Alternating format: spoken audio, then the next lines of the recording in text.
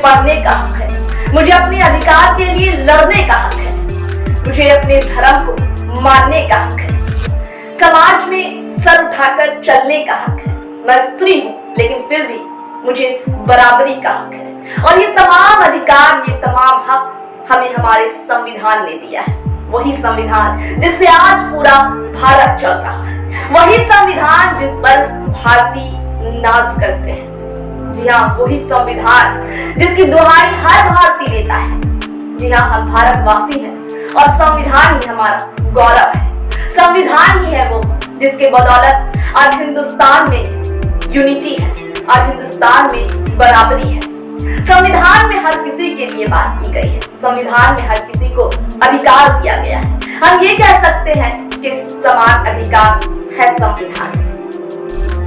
आज हम बात करेंगे इस महान संविधान के रचयिता यानी कि महान भीमराव अंबेडकर जी के बारे में। नमस्कार, मैं सबनाज और मेरे साथ रवजी लाइव देख रहे हैं। हर साल 14 अप्रैल के दिन डॉक्टर भीमराव अंबेडकर का जन्म दिवस मनाया जाता है। डॉक्टर भीमराव अंबेडकर का जन्म 14 अप्रैल को, या हम ये कह सकते हैं कि इनका जन्म 14 अप्रैल 1891 में हुआ था। B.R. अम्बेडकर अपने परिवार के 14वीं और सबसे छोटे बच्चे थे। B.R. अम्बेडकर ने शुरू से ही संघर्ष किया, पहले खुद के लिए, खुद की पढ़ाई के लिए, खुद की शिक्षा के लिए, अपने परिवार के लिए, अपने समाज के लिए, उसके बाद पूरे देश के लिए। Doctor B.R. अम्बेडकर संविधान सभा के प्रारूप समिति के अध्यक्ष थे और उन्हें भारतीय संविधान का जनक भी कहा जाता है। वही संविधान जिसमें दलित हो या ब्राह्मण, हिंदू हो या मुस्लिम, सभी को समान अधिकार है।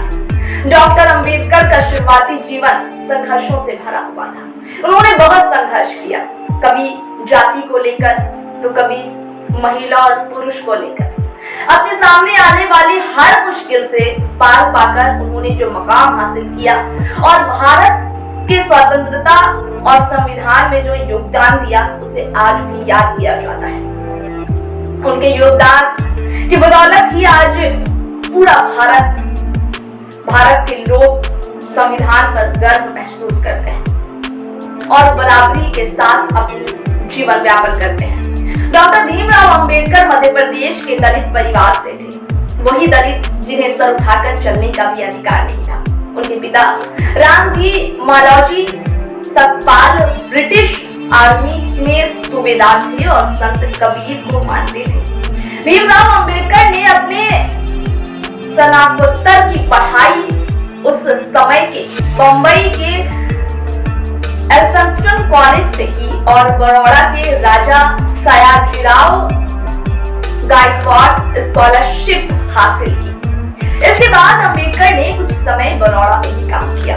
स्कॉलर के रूप में चुने जाने के बाद डॉक्टर भीमराव अंबेडकर आगे की शिक्षा के लिए यूनाइटेड स्टेट ऑफ अमेरिका चले गए। देखिए, दलित का वो बच्चा जिसे सर उठाकर चलने का भी अधिकार नहीं था, उसने तमाम सीमाओं को पार कर अपने लिए एक मकाम बनाया। कोलंबिया यूनिवर्सिटी से उन्होंने एमए और पीएचडी की, उस जमाने में जहां पढ़ना शायद जरूरी नहीं था। और फिर दलितों का पढ़ना बहुत मुश्किल था। कोल्हापुर के महाराजा की मदद से डॉक्टर भीमराव अंबेडकर ने लंदन स्कूल ऑफ इकोनॉमिक्स से आगे पढ़ाई की। अपने समय में सबसे ज्यादा पढ़ने वाले भारतीयों की गिनती में बाबा साहेब भीमराव अंबेडकर का भी नाम आता है। भारत में डॉक्टर B.R. अम्बेडकर के मृत्यु के दिन को महापरिनिर्वाण दिवस के रूप में मनाया जाता है। उन्हें मरणोपरांत 1990 में भारत रत्न से भी नवाजा गया था। जी हाँ, हमारे बाबा साहब अम्बेडकर को भारत रत्न से भी नवाजा गया है, जो हमारे लिए गर्व और गौरव की बात है। डॉक्टर भीमराव अंबेडकर अपने खुले विचारों के लिए जाने जाते थे। जी हाँ, उनके विचार इतने खुले थे कि उन्होंने सबके लिए सोचा, क्या हिंदू, क्या मुस्लिम, क्या महिला, क्या पुरुष, क्या दलित और क्या ब्राह्मण। यहाँ उनकी कही गई कुछ बातें व विचार दिए गए जिन्हें आप अपने परिचितों से भी साझा कर सकते हैं। वो हम आपके साथ साझा कर रहे हैं। बुद्धि का विकास मानव के अस्तित्व का अंतिम लक्ष्य होना चाहिए। वे इतिहास नहीं बना सकता जो इतिहास भूल जाते हैं। समानता एक कल्पना हो सकती है, लेकिन फिर भी इसे एक गवर्निंग सिद्धांत रूप में स्वीकार करना होगा। मैं किसी समाज की प्रगति का आकलन ये देखकर करता हूँ कि वहां की महिलाओं की स्थिति कैसी है। ये थे भीमराव अंबेडकर, ये थी उनकी जीवन और ये थे उनके संघर्ष। जबकि उन्होंने कहा कि मैं किसी भी समाज की प्रगति का आकलन ये देखकर करता हूँ कि वहां की महिलाओं की स्थिति कैसी है। जबकि आप सामाजिक स्वतंत्रता हासिल नहीं कर लेते, जब तक आप सामाजिक स्वतंत्रता हासिल नहीं कर लेते तब तक आपको कानून चाहे भी, जब तक आप खुद सामाजिक सफलता हासिल नहीं कर लेते, जब तक आपको कानून चाहे जो भी स्वतंत्रता देता, जब तक आप सामाजिक स्वतंत्रता हासिल नहीं कर लेते तब तक आपको कानून चाहे जो भी स्वतंत्रता देता हो वो आपके किसी काम की नहीं होती। ये तो आपने भी सुना होगा कि जब तक आप खुद के लिए नहीं लड़ना चाहते, जब तक आप खुद के लिए नहीं बोलना चाहते, जब तक आप खुद के लिए नहीं जीना चाहते, तब तक कोई भी आपके लिए कुछ नहीं कर सकता।